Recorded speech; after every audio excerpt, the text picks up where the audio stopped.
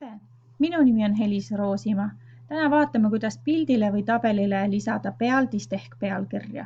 Mul on siin ees üks pilt ja üks tabel ja lisame nendele pealdised. Klõpsan pildi peale parema hiirega. Valin lisapealdis. Pealdise välja sisse tuleb kirjutada, mis mul selle pildi peal on. Ehk panen talle nimeks Kärdla põhikool.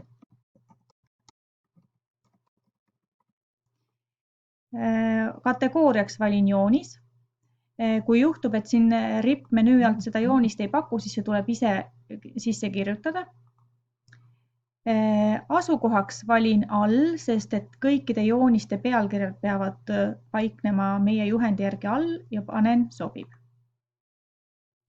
Nüüd on näha, et mul on ilusti joonisel oma pealkiri, ta on nimetatud joonis 1 ja Kärdla põhikool.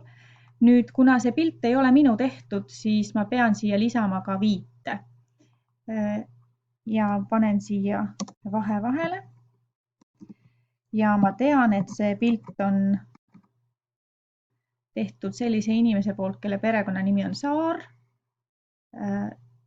Lisan siia Saar ja see viide peab olema meil püstises kirjas ehk et ta ei tohi olla kaldu. Nõuded on endiselt samad, et kirjastiil peab olema Times New Roman ja 12. Seda me muuta ei saa, siin ilusti on Times New Roman 12 ja selliselt ta siis jääbki. Nüüd läheme tabeli juurde.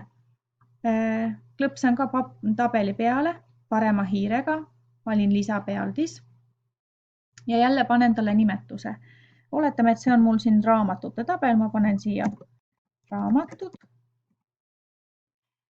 Ja nüüd ta ei ole enam mitte joonis, vaid ta on tabel ja siis valingi siit tabel ja asukohaks ei ole mitte all, vaid peab olema kohal, sest et tabelite pealkirjad peavad olema tabelite kohal ehk tabelite peal ja siis panen sobib.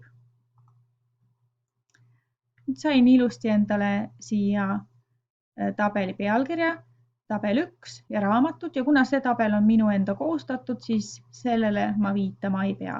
Kontrollida tasub, et kas see kirja stiil on õige ja kirja suurus on õige.